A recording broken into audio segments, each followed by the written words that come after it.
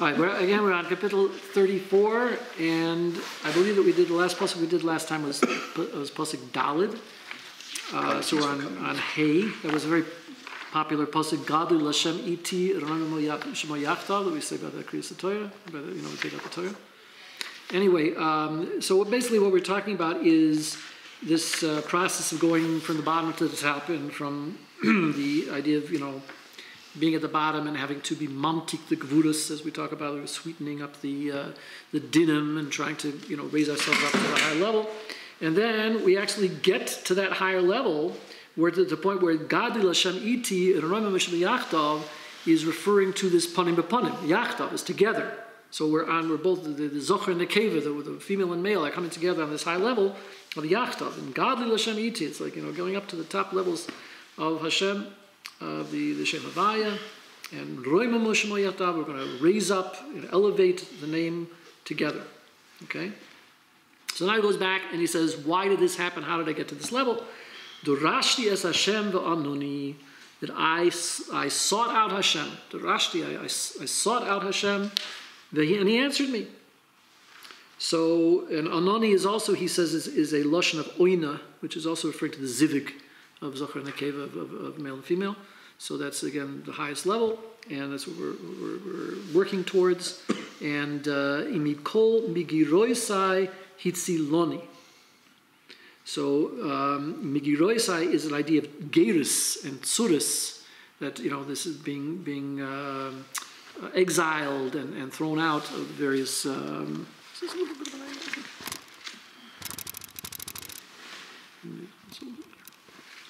Okay, it's kind of a paranoid about this. This idea of gerus and being thrown out. The idea of exile is such now we're going into Shmois, we're talking about the exile in Mitzrayim, Egypt. It's such a central theme in all of Yiddishkeit. I mean, it starts again with Adam Rishon being thrown out of Gan Eden, and then the exile of Yaakov, when he had to go into Lavan, and then we had the exile of Yosef going into Mitzrayim, and all this is a recurring theme of exile and return, and that's really the central theme of Yiddishkeit, because it's talking about an idea of a richik, of a separation, and then a coming back together. And that's what we're always striving, again, this idea of Zohar and Nekeva, of male and female, this idea that there's two halves of a whole, and we're always seeking for that wholeness, for that shleimus, that we should be able to come back together, these two aspects. And there should be a makabel, and there should be an interaction between them, so that one's giving and one's receiving, and it's a reciprocal kind of relationship where they're giving and receiving all the time. So that's so the idea of gerus is, in a sense, the opposite of that. It's a period of not being where you're supposed to be, not being at home, not being together. In one thing, it's a very uncomfortable feeling of being displaced. So we're always trying to get back to that shleimus, that feeling of being together and at home where we're supposed to be. So then there's also this idea, biti elal v'nahori v'nehem al yechpuri. Okay, so that's the other aspect here. Besides this idea of being saved from, rescued from troubles, which is the idea of mikol migiroisai hitziloni, he saved me from this trouble that I was in. So there's also the aspect of hibiti elav in ahuri v'nehem al yechpuri, that he they looked at him. He uses a lot of interchangeable in terms of the cases here, like he, I, you, me. It's kind of difficult to sort them out in terms of who's talking to who exactly. So I don't even deal with that. But because here now he's talking about they are looking at him, and they began to shine. Nahari is an idea of shining. Okay, if nehem al yachpuri, and their faces were not embarrassed. Okay, so what's this talking about is that the other aspect of this idea of the relationship between male and female and not being able to come together is the aspect of an idea of ponim b'ponim, being face to face, is that if you can't look each other in the eye, like when you're not good with a person, you're embarrassed from them, you look away, or you look down, you look away, you don't look at the person, and you can't look the person in the face. That's like a simon of not getting along with somebody. If you can't look them in the face, right? You turn away or you turn down or whatever it is. You don't have that eye contact. If you're able to really have eye contact with a person, it means you're not afraid of them and you're good with them, right? So that's the idea here. They looked at each other, or he looked at them, or whatever, and they were shining. There was a real coming together. If nehem al yachpuri, and they weren't embarrassed to look at each other. So it's again this referring to this concept of, he says nahari, the idea of that the face shines in the presence of the other, is this idea of the full moon. That the moon, when the sun is shining on it directly, it has a full shine. It gives off this illumination. So this idea that when you're really full face to face, there's this illumination that's being radiated from that Mitzvah. So this is all descriptions of being on the highest level. As I said, they talk about when the time of Shlomo Melech, which was the height of the like the highest level, pretty much that, aside from maybe Matan Torah, that Klal Yisrael ever achieved was in the reign of Shlomo Melech, because that was the time of the first Beis Mikdash. Also, not yeah, definitely. That was really is about as high as they ever got, because that was the first temple. There wasn't machloikis. There was the wealth and they were prosperous, and they didn't fight any wars or enemies. There were problems there too, because Shlomo Bas Paroi and that whole thing, there was a lot of stuff going on. But in terms of the level they reached, so that is they compared. Brought a Zora into it. The wives are brought a Zora into it. But it was more from the wives than from the Yidden themselves, and it was there were problems. I'm not saying there weren't problems, but in terms of the kind of hashpua, it just says the kind of, Ramak talks a lot about the idea of hanhoga, that there are different levels of how Hashem is mashpia on Klal Yisrael. Hashem gives us, what we're supposed to, the sustenance and everything. And at that time, it was like very, very open. It was very in abundance. There was a tremendous abundance during that time. How many of those 40 years were the Am Yisrael ruled by a Shlomo HaMelech lookalike demon? There was several years, some time. I don't know. He was a good ruler. No, I'm serious. Shin Dalet makes a good ruler. I haven't looked into that in depth, but anyway. So in other words, because of all the dinim that preceded this stage here, so anyway, I just want to say that period of Shlomo Melech was compared to a full moon. That was like the moon was always full, that kind of thing. It was like just this there's a kapitel also of Tehillim that talks about that. Emil and Shemoy and the whole thing. So anyway, so until now, it was in the level of ocher ba'ocher again, that they were like back to back. They couldn't look at each other in the face, and there was a lot of dinim. And now we've gotten past that, and now it's lo yispo shushi, that they're not embarrassed one from the other, and it's face-to-face contact. Okay, ze uni kurav Hashem shameya mikol tzerois of Hoshio. So this is just like reiterating that. Ze uni, the poor person, is referring to the Shekhinah. That in that time, before that, the Shekhinah itself was in a very low situation, being compared to poverty. And so it's a halach ma'anya. It's talking about the Malchus is Oni, and then it got to the level of kura. Now, kura is again the kura ze el ze, is calling one to the other. It's again a coming together. It's again this idea of the male and female coming together and building up this relationship, as opposed to in contrast to the tzuras and everything that they had before. Hoshioi, he mentions that Hoshio is also composed of the letters Shin and Ayin, and there's something called the Shin Ayin Nahoirin of Zoch and Akeva. When Zoch and Akeva are together, and there's that yichud going on, there's an idea of this 370 lights that are shining down. So it's also kind of an expression of this abundance and illumination. And that's another thing that David himself, he's saying he himself called out to Hashem. And what does it mean for David to call out to Hashem? It means he also did tshuva. And this idea of when Klal Yisrael does tshuva, then that brings Hashem back close to us. And from doing the tshuva, that's what brings the Yeshua, that's what brings the salvation. to be able to get out of the problems. Sure. So the malach, he explains, is, again, for anybody who doesn't know, this is Reb Isaac Stratner, Sefer Kan Tzippor. And that's where we're getting this parish from. So he says the malach is the idea of the chashmal.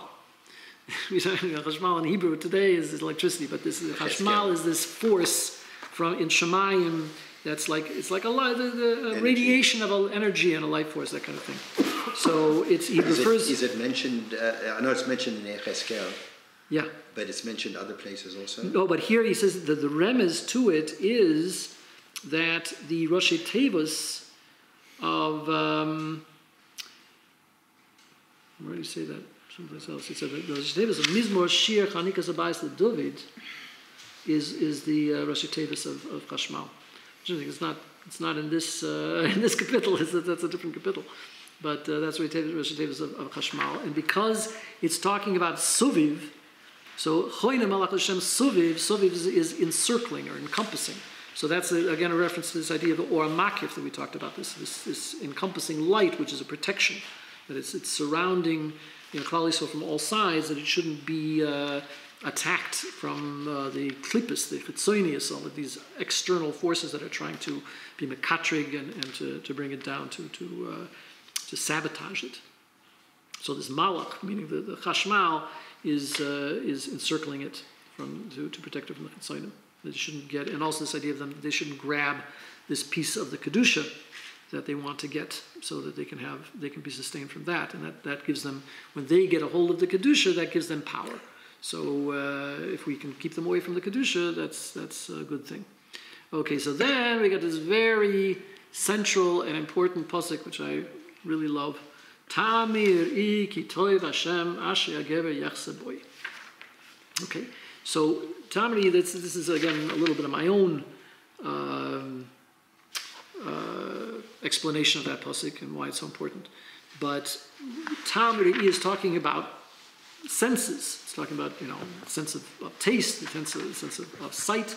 So when we see and taste the goodness of Hashem, then the Bria itself brings us closer to Hashem. And even the Tainugim, the pleasures that we have in the world, if instead of, they talk about sinful pleasure. Why is pleasure sinful?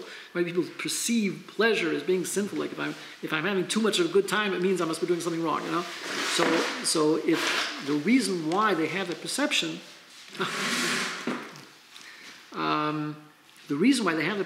is because it seems like it's selfish. Because when you indulge in a pleasure just for even if it's mutter, even if it's kosher and it's everything else, but if you're doing it for yourself, then it's something going to separate you from Hashem. But when you do it in such a way that you see Hashem in it, and that's the amazing thing about like Shabbos and Yom Tov, and when we have these tainugim, we're instructed as a mitzvah to have tainug in these things. We're supposed to enjoy them. Hashem wants us to enjoy them. But the idea is that when we're on the spiritual level of Shabbos and Yom Tov, and we know that it's a mitzvah, then it's bringing us closer to Hashem instead of away from Hashem. I mean, halavai, we shouldn't lose ourselves in the chulent or the kigel to just enjoy it just for its gashmis. We should and there are all kinds of drushas on the meaning of different foods. That what it means, because there's a meaning to it. It has a spiritual value. It's not just to have the physical, but the physical is also, because it's all together.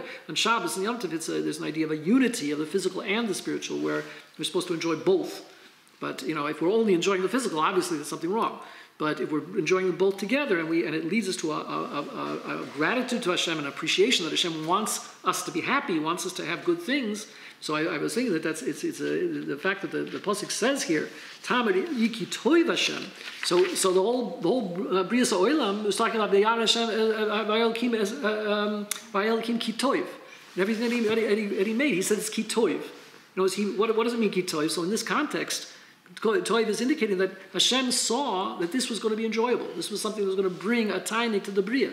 This is good stuff. This is something people are going to be maskim, that and something that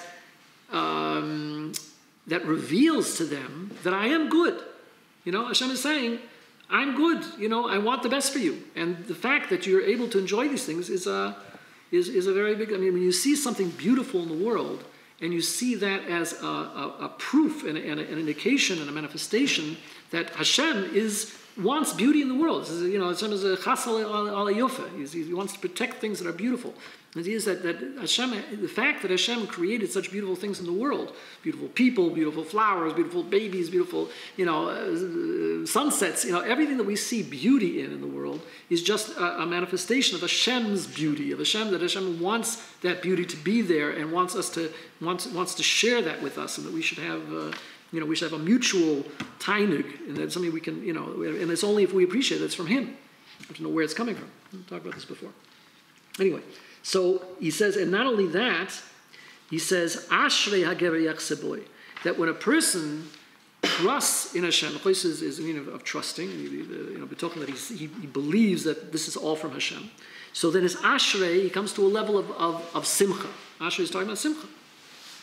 And the simcha allows him, it says here, the simcha allows him to be able to makabel.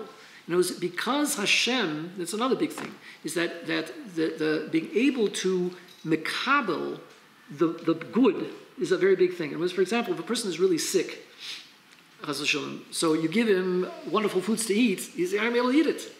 If he would eat it, he wouldn't appreciate it. And very often he's just going to turn away from it, and he won't even be able to eat it at all. And on the other hand, there's a thing that we just talked about in the previous show I went to, that about people that win the lottery. Right?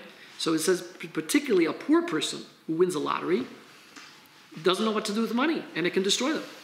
It can make them crazy, it can make them, it can make people run after them and they don't know how to handle them. You have a businessman who's already rich or whatever, gets more money, so he knows that he's going to invest here and he's going to invest there, but a person who doesn't have experience with that, it could be his downfall.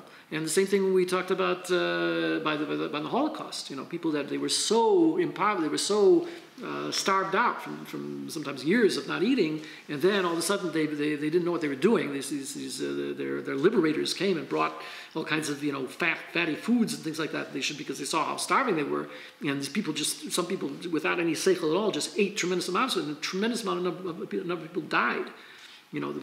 Just from eating how much, all this extra stuff they couldn't handle. The system just couldn't handle it. I remember hearing a story about it. There was a child who they had just liberated, and his mother told him, don't, you go to collect this stuff, don't eat it. Really limit yourself how much you eat. And sure enough, he ate too much, and he did get sick, but he didn't die. But it was like a narrow escape. But it was a very big nisayon for them. They had to hold themselves back. But anyway, so the point is that through simcha we're able to makabel more. That's also the idea of the neshama yesera on Shabbos, because we're given this neshama yesera, we're given a greater capacity to be able to have all this extra stuff that we're not used to, the things we're not used to eating. Even though I remember hearing something that, like in Vishnu, say in the old days they used to say that after every Shabbos they get sick because they ate too much until they ate things on Shabbos they weren't used to eating during the week. But it was worth it, It's like, so that's going to affect you that way, but you do it anyway. But there is an idea that the simcha of Shabbos gives us an appetite for these things. We have it and we enjoy it. It's because of the simcha. So that's the ashrei. So and that's also the idea that the Hashem Himself gives is helping us to reach this level. In other words, this is the participation of Hashem. It was once we get to this level of panim or whatever, or coming to a closer relationship with Hashem and not being embarrassed from Hashem and this kind of thing. So then Hashem Himself responds by actually making us stronger. And it says that this idea of the chashmal, when the chashmal started to do this, the whole, which was mamish from the highest level of Hashem's presence way up there. So when that started to happen, that was the beginning of the building of the Beis Hamikdash. Then it was able. The building was able to start at that point. The Beis Hamikdash wasn't built for many years after they came into Eretz Yisrael, and it could only really be built once they reached this level. So there's also the idea that Shlomo Melech was the generation right after David Melech. So obviously there was, to get to that peak took time, and till they got up to that level, it was a big process to get up there. But then once they were there, then Hashem himself participated by bringing this light into the world.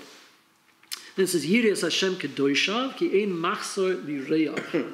So that's he says that Yiri, the word Yiri, is gematria erech. So erech is again referring to Keser. Erech Anpin is like the highest level, and that's also again and Zochar and Nekeva, the male and female, is kedoishav. Kedoishav is a lashon rabim, it's a plural. So the kedoishav together is referring to this. So this again, you're talking about this very high level of kedusha is being brought down because of the fact. What's erech? Erech is worth. Value. What is erech? It's value, or what is it? No, erech with the aleph. It's there's the erech anpin and there's the zer anpin. So erech anpin is the long one. Okay, so that's the idea of, on the level of Keser, whatever, it just goes forever. So there's no limitation. Sorry, I wanted to ask a question. Yeah, it's really beyond our comprehension. So and it's all because of this illumination from the Moichin. Because now we're on the level of more of intellectually going up to the level like we talked about the other time about starting in the kidneys and then going up into the heart and then going into the mind. So once we've started, we've got this built ourselves up from the bottom up, from the betuchen and the emunah and everything, and then we get into this emotional involvement, and then finally we get to the point of really some level of understanding on some level. So then that level of intellect illuminates the whole process, the whole thing, so that it transforms the whole thing into a whole different level. And because of that, it says there's no chisurim. So that's something we really can't understand. But on the other hand, on one hand, it's very hard to understand. On the other hand, it's very easy to understand. On the one hand, when this level of revelation of exposure, however you want to say, to this, this extreme high level of inspiration, we don't feel like we're lacking anything. It's like when a person comes to Tzfat and he feels so, overwhelmed with the ruchnius and the spirituality and just the high level that the person is able to live, then he doesn't feel like he's missing gashmis. He doesn't feel like that's important, right? Because it's not that it's all there, because he is missing a lot of things that maybe somebody has someplace else, but he doesn't need it because it's not of any value to him. So he doesn't feel like he has any chesurim. So on one hand, the whole idea of the bria, that there's a creation, is an idea of chesurim, that we are missing things, because obviously Hashem, is complete and we're not. And just the fact that we're a creation already means that we're missing something. But on the other hand, the more we come to this feeling of satisfaction in the presence of Hashem himself, the less we need anything else. So that's ein machzor lireya. If a person really is on the level of fearing Hashem, he doesn't feel like he's missing anything. He's not lacking. And he's able to see Hashem with his senses, with all of his, what we talked about before, this Tamari you could go Hashem, is the idea of being able to perceive Hashem in everything. So then, once you can see Hashem in everything, then what else do you need? Then there's nothing, there's no separation, there's no barriers. It's all clear and it's all amazing. So you're not looking for something else. Kafirim Rosh Evi. So now we go back and talk a little about the Klippus. Kafirim Rosh Evi v'Dorshei Hashem lo yachzik kol toiv. So again, he says basically the second part is the same thing we said before. So the ein machzor lireya. Now we're saying again Dorshei Hashem lo yachzik kol toiv, and the Dorshei Hashem is going back to what he said at the very beginning, that when we started Pasuk, hey, Dorashti es Hashem Amami. So he was the one that sought out Hashem. He looked for Hashem. He sought out Him, Dorashti. So this is the same thing here. Dorshei Hashem, those that seek out Hashem, they're not missing anything, because they are always going to find. You look for Hashem, you're going to find Him. If you're waiting for Him to reveal Himself to you, then it might take a while. But if you're looking for Hashem, you're going to find Him. So then you're not going to be missing anything, right? So then you're taking the reins, you're taking the ball into your own hands. You're just saying that I'm not waiting for Hashem to do something for me. I'm going out and aggressively attempting to find Him. So then it's this kafirim rosh evu. So if a person lives like that, then kafirim, which he refers to, he says, is that the kafirim are talking about the zochar and the keva of the klippa. Because again, kafirim is a lashon rabim. This are the young lions, right? Kafirim are the lions. So that's referring to the male and female of the sitra achra. And then, so when we're living like that, then they are rosh evi. They're hungry.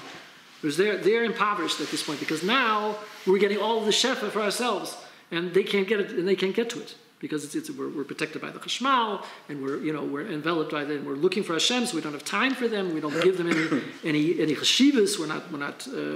We're not looking to empower them in any way.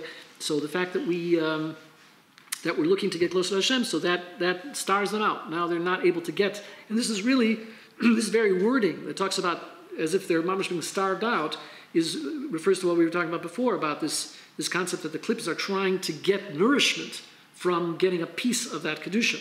They're always like trying to hang on, trying to, it's basically a parasite. Like a parasite is trying to, suck somebody's blood. So they're trying to suck out this life force for themselves. And the more, like as I say, that any lashon hara that a yid speaks, the Ranaim talks about this, any lashon hara the person speaks on the shulam. Sorry, who speaks about this? Huh? Who speaks the about it? The Morainaim. So he says that from the lashon hara that we speak, it goes directly to give a sustenance and a kiyum to the klippas. They're the ones that benefit from that. So because also we talked about lashon hara means that we are taking on their role in a sense by bringing a kitrug against somebody else. We're bringing oira a kitrug. We're bringing some kind of a complaint about somebody. So that's their job. Okay. Kvirim roshu v're'evu, young lions lack and are hungry. Don't read kvirim, but kofrim. It can be read as kofrim, the unbelievers. Right. Well, they're unfortunately working for the Sidra Achra also. It's the same. It's a kaf. And they put an avov there, so it becomes a kofrim. Yeah. Exchange the yud for avov. Okay. Come switch around. Yeah. It's kofrim. The unbelievers. So that's another thing. That's a very nice marshal because what it's saying is what you see now that's happening. In fact, I read an article about this. It was saying that here in Eretz Yisrael anyway, the atheists don't. It's not in style to be atheist. It's not. No. Oh, Baruch Hashem. People, Baruch Hashem. We've come a long way. No, it says that the mamish they have a hard time. Getting any support or any real, people, even non-religious people, are using all kinds of phrases like, Mitzvah Hashem and Mitzvah Hashem and these kinds of things, and Hashem Yishmor Otcha, and all these things you hear all the time from people that not necessarily even Shomer Shabbos, but it's because that's the sprach, that's become the vernacular. That it's common to talk about Hashem's involvement in the world, because we see the Shkacha Pratis, and we see Hashem's, there's so much coming out with the Shkacha Pratis stories and everything, Hashem is involved. So it's becoming very unpopular to become an atheist. So the more Yidden, live like we're supposed to be living, so the more the atheists start to disappear. They're weakened. Their whole position is weakened. Whereas the more we get it, the more we ourselves are not confident and expressing our Yiddishkeit openly and really, coming out with what we believe, so then all of a sudden they're starting to feel, like maybe they're not so, they're certainly not in control. They don't have the same kind of power. I wish I could say that about other countries, but anyway. L'chivunim shimi li yiras Hashem alamedchem. Okay, so now he's saying, I'm going to teach you something. So l'chivunim, he says, is talking about the sons, the whole lashon that the Kabbalah talks about the spirits is all on a family basis, right? So it's talking about Abba, the Ema, the mother and the father. It's Chachman Bina, and you've got the children are the lower, the Zer Anpin, the lower midas. So we're talking about we're talking now to the lower midas. So we're going to bring them up. Oh, that was Dosh Hashem Lo Yachzik L'Tili. That was talking about that the Zokar and Keva are going to be raised up to the level of Anpin. Yeah. So this is L'Chiv Vonim Shimeli. Yeah. So he's calling to the. Yeah. Whatever. They're calling down to the lower levels, lower spheres, which is the Zokar and Keva, that they are considered the bonim. They're called the children, right? L'Chiv Vonim Shimi, that they should. They should come together. They should gather around to my place. Li is my place, which is the place of Zer Anpin, where they're located. And Yiras Hashem, which is Yiras Hashem is talking about Malchus, talking about the Shechina. So we're bringing everything together here. We're talking about Li is the higher levels, and the Bonim is the middle section of the 6 midas, and then the Yiras Hashem is talking about the Shechina that's on the bottom of Malchus. So Alamedchen, that I'm going to get you to all be elevated. Yeah. So he says, Mi hu ish. Mi hu ish ha'chofetz chaim, oyev yomim l'stoiv. Okay, so who is the person, literally, who is the person that desires life, that loves days to see good, literally. Okay? So mi ha'ish, he says, is referring to Chachma Bina. It's mi is the idea of Bina, and ish is the idea of Abba. So again, ish is also a lashon of male, the male aspect, which is also Chachma. And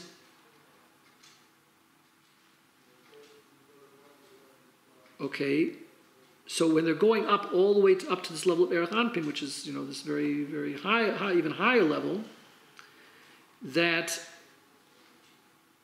it's chofetz, they're always desiring the life force that's within the Zer Anpin. And what is the life force that's in the Zer Anpin, in these middle midas? It is the moichin. There was the illumination that comes down when they talk about in Posach the Yui, is the central piece of the Zohar, which talks about the way that the energy comes down through, from the very top to the bottom. It's you've ever seen it? I mean, it's like, that's a real central piece. We say it every day, but it's a really, really important piece there. That talks about how the world is sustained, basically. And it comes down through the midas, and then it goes all the way down. It even says it goes into that life force also goes into the gashmias and sustains, the trees and the plants and everything else, and of course everyone here. And it's a very, very important piece. But anyways, he talks about this idea that there is this life force which is going from the very top to the very bottom, and that's sustaining everything. That's the chaim. That's the ikar chaim. Oyev yumim. So oyev it wants to find, it loves to find the bechina of yomim in the Zer Anpin, in the midas. So what's the idea of yomim? It says yomim is the gematria mea, is 100, and that we should bring up, we'd elevate the midas to the level of the koima mea, this idea of 100. Because 100 is 10 times 10, which is the whole 10 midas, which is the whole koima. That's the whole structure of the world, is the 10 spheres. So, and each one of those is composed of 10. So 10 times 10 is 100. That's the idea. We say 100 brachos during the day and everything. It's all to bring the brachos, to bring the life force into the whole structure of the bria. Is this 10 times 10 is the idea of mea. And that's mashpia. Is the idea of yesod. So the toiv is the idea of Yisoid, which is the foundation, and that's what's mashpia. And then that's bringing this illumination that from the moichin, from the whole level of the moichin, that is able to come down to the point of being mashpia. And being mashpia is already a level of action. Then it's not just talk and it's not just thinking. It's the idea of going down. All of the midas culminate in Yisoid. And from Yisoid, it goes into Malchus, which is really the ikar of the yichud of Zachar and Nekeva, of male and female, which causes a change. It causes something to happen in the world. And how does this happen? Because when it's able to start from the level of the moyach. We talk about the Zera starts from the moyach. It goes all the way down. So the point is that the moyach is what illuminates, and without that, you can't be mashpia. The ikar, because the whole life force, the whole chayim, the whole chayis is coming from there, from the very top. So if we don't have the moichin, then we may have a certain level of yisoidus, we may have a certain level of desire, we have a level of love or whatever. And again, I shouldn't say this or whatever, but I'm not, my shitta is not the same as Chabad, for example, which says everything has to start from there and come down. What we're talking about here, what it shows very clearly here, is that it really has to start from the bottom, go to the top, and then you'll have what to bring down. You can't really start at the top. But whatever, that's the difference of shitta. But the idea is that you still can't do it without the moichin. I mean, I've read things in Chabad that say that the other groups of Hasidus don't believe in the intellect at all, which is certainly not true. The idea that that's, obviously it's just a question of how you order it and how you deal with it. So the idea is where you get up to when you start from the bottom, you get up to the top. Now you have to bring that back down again, and that has to illuminate those midas that you've already worked on. And then that gives a focus to it and an illumination to it, because the real simcha comes when you unite the moyach with the midas. It can't be just intellect alone, and it can't be just midas alone. It has to be that one is flowing through the others, and then that leads you to be able to mashpia in a way that involves both the masculine and feminine. Okay, then we say nitzor l'shayin chameru is hosecha midaber mirmo. So we just talked about the idea of lashon hara. This is like the famous pasuk that deals with lashon hara. Keep your lips from speaking evil. L'shayin chameru, your tongue actually. So second midaber mirma, and your lips from speaking, deceitful things, whatever. So he says here, al pi Kabbalah, that also Abba, which is Chochmah, is also taking from the mazel of Noitzer Chesed. And Noitzer is an idea of Shmira. So it wants to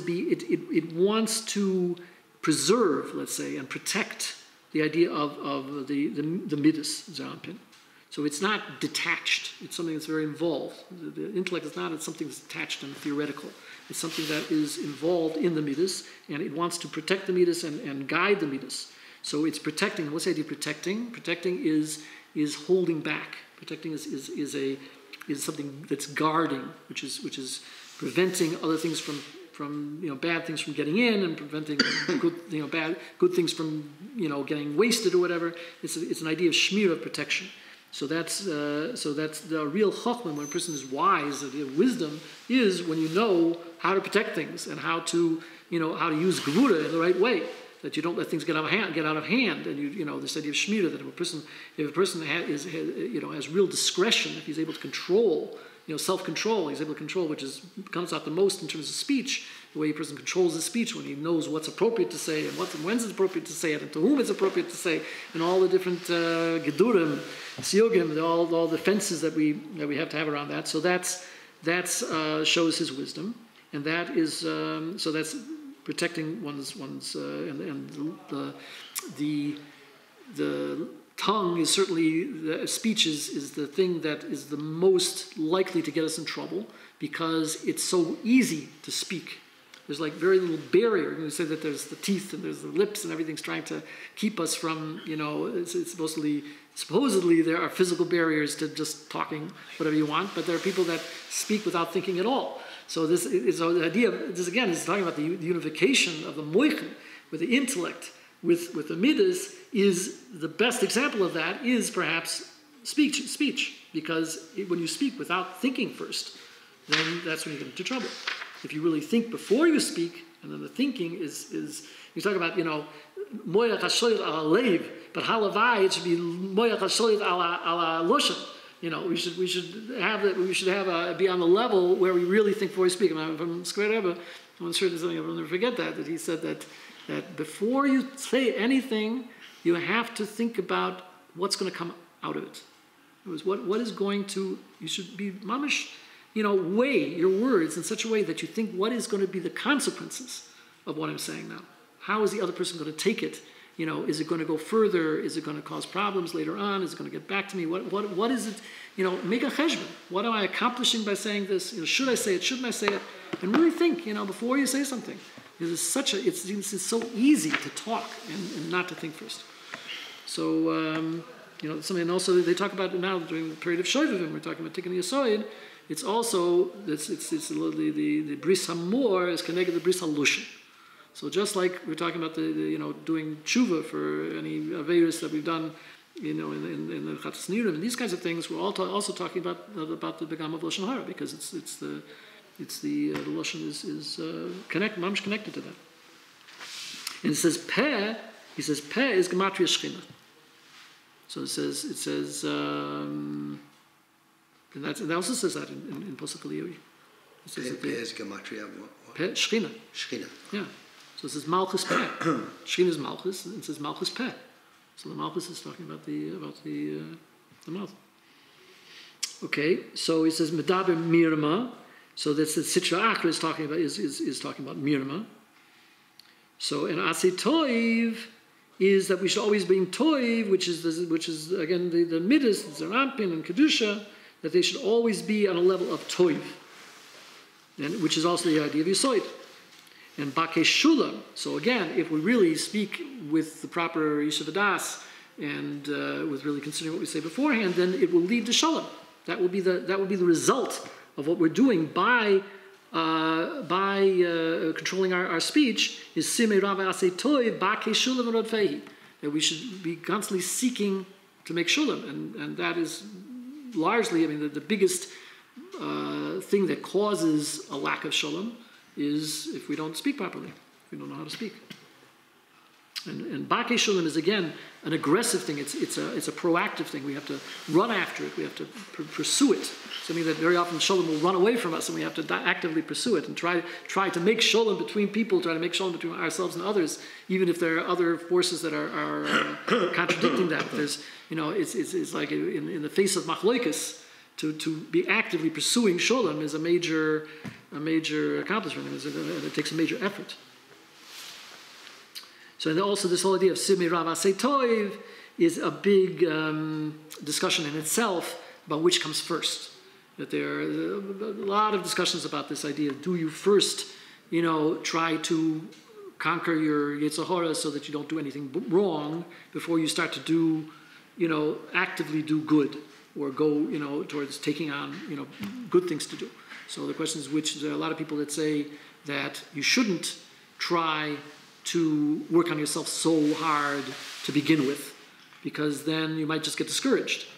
And you have to be doing things proactively, good things to begin with, even before you've perfected yourself, because you can't expect yourself to be perfect before you go out and start to do good things.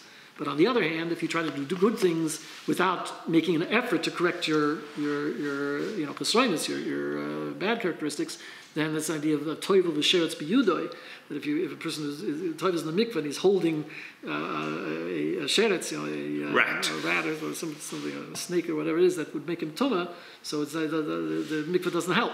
So the idea is that. But look, nobody is perfect, and whatever level you get to, there's always another level higher to go. So the more you do, the more you work on yourself, the more self-critical you are. So you can't think you're going to perfect yourself and then you're going to start doing good things. So obviously you have to be doing good things simultaneously. The only thing is that you have to be actively working on yourself as well. You can't just do one without the other. It's got to be a cooperation between the two. And that's, I think, what basically is trying to get across.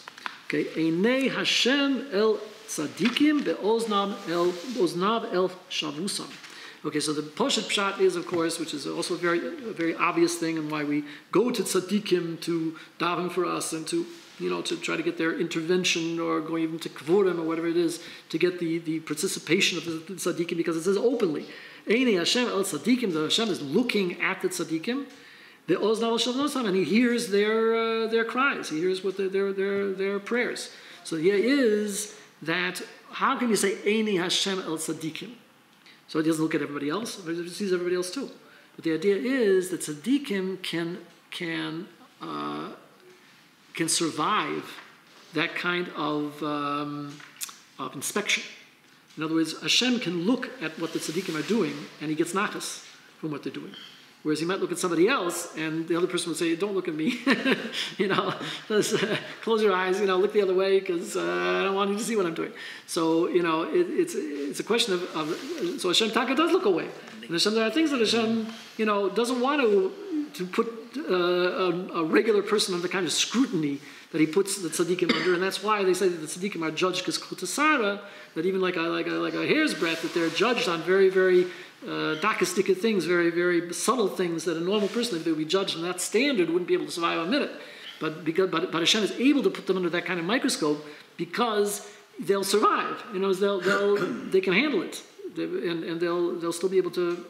And then because the higher level he's able to inspect and they're able to survive it, that means that they are then given. And even lifnei mishas adin, and even things that are virtually humanly impossible, you would say. I mean, they sometimes reach levels which a normal person, it's not human. You'd say, it's not human, right? I mean, all kinds of stories of tzaddikim like that. So what it means is that because they're going so far beyond what they have to do and what the minimum they could get away with, then Hashem goes, also l'mala miderech hateva. They go l'mala miderech hateva. They conquer their nature and they go do things that are way, way beyond what the natural thing.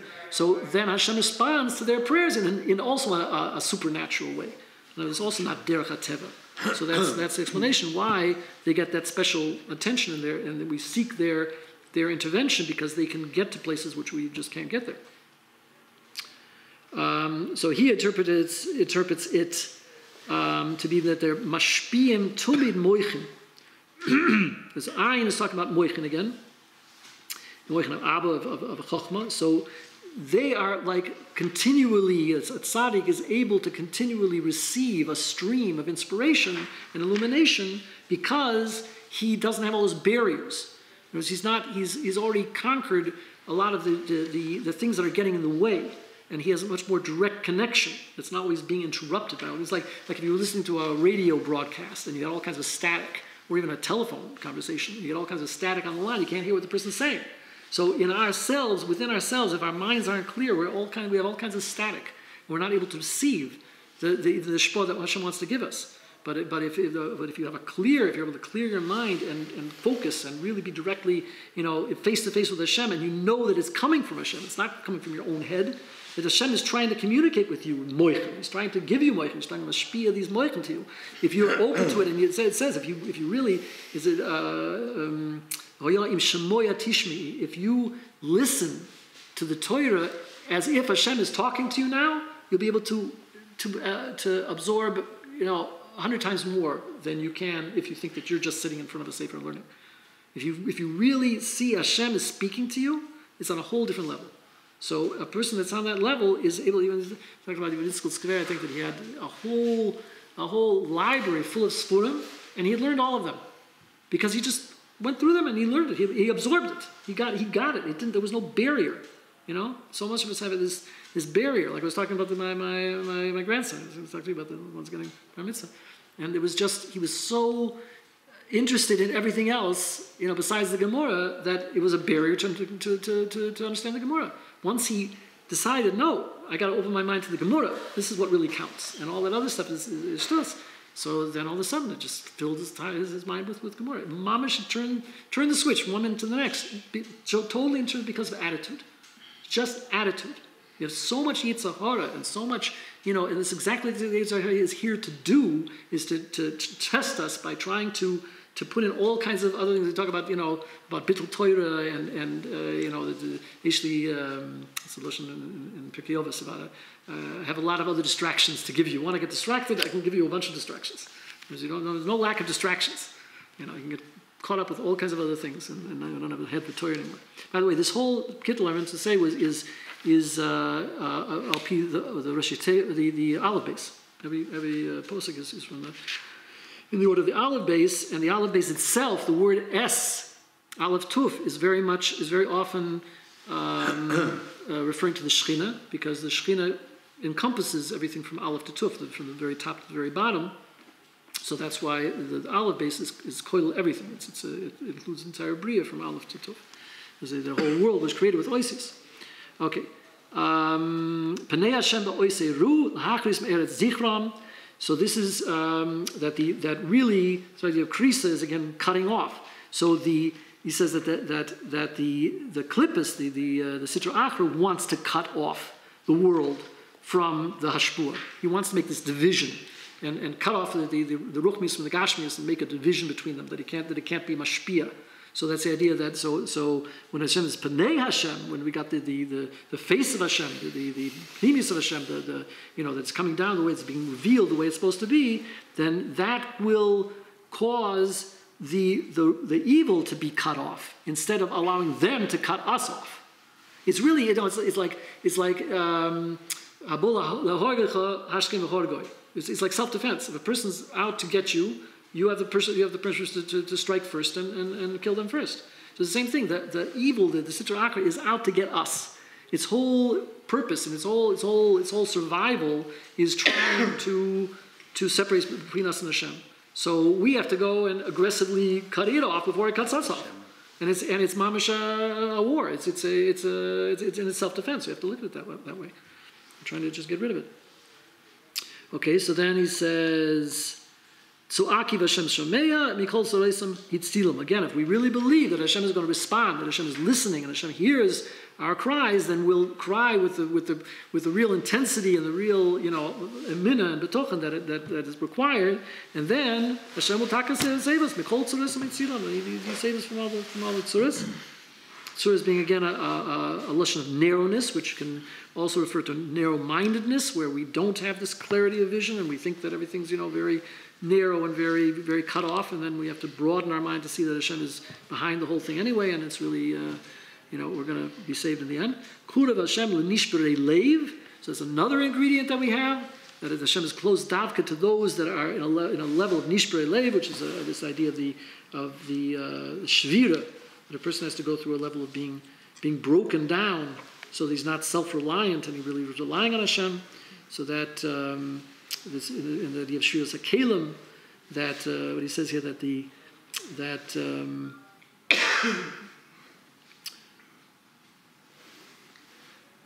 says Achas Mehen Shaloi Nishbora. Yeah, this next pasuk. Shomer Kol Atzmoisav. Yeah, Rabbi Zurei Sadik and Hashem. It's again all talking about this idea that it comes through the klippus, in other words, because that's the positive aspect of the klippus, is that they force us to be broken. That we should realize, we should want to do tshuva, and we should realize our own chesroinus. So then we want to come back to Hashem, so because that's only through the aspect of shvira. So we have to experience the tzuras first, in order to be broken enough so that we have a desire to come back to Hashem. So it's part of the process. That's also, the toiva. So that's the Karav Hashem Nishberei Leiv. There's Daki Riyah Vashir, when a person is weak in Riyah, that's going to save him in the end. Rabbi is Tzaddik and Lem Yitzeni Hashem. The Tzaddik goes through many, many trials and tribulations, and Hashem saves him from all of them. Shoyim Ekol Atzmois V'achas Mehen Lo Nishbura. So it's talking about the Dam Udam Poda is gematria of it's Poda Hashem is called Abuda, but that's Nefesh Abuda is gematria of Peites, which is Dam Udam, which is the klippus are trying to like lap up the blood of the midas.